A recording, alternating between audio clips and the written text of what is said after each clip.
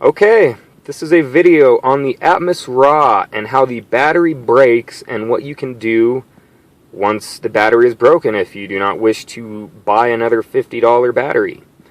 Okay, so what you'll need is a USB phone charger. I mean, it really doesn't matter what kind as long as the end plug-in is a USB, and the other end really doesn't matter. You will be cutting the other end off, so you need just a USB cable like that.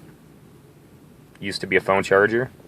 And what you're going to want to do is obviously there's actually two different ways to do this. The way I have it is the battery used to be right here, and you can actually, on your old battery, break the end of it off and leave the metal part there with the little clicker still, little button. You can leave the little button part there, and when you break that off, you'll see a red wire kind of like that.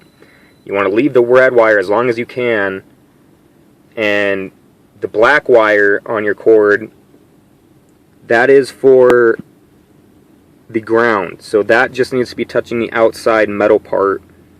If you can see inside of there, that's kind of how I have it. There's a middle part. See, the red wire is soldered to the middle part, and the outside wire is soldered to the outside part.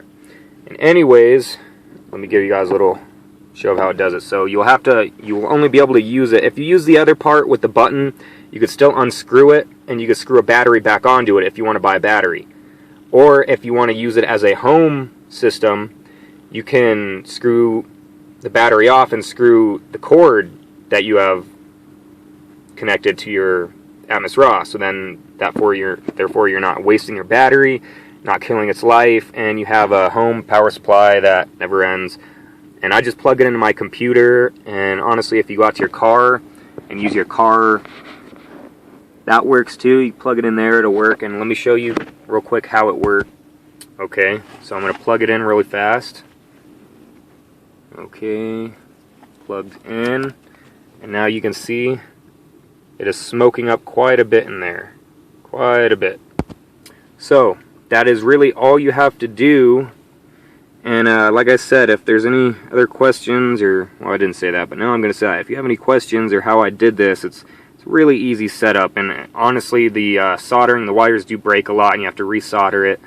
But overall, it makes it a badass supercharged vaporizer. If you're using wax with it, it works really good with wax. And I mean, really fucking good.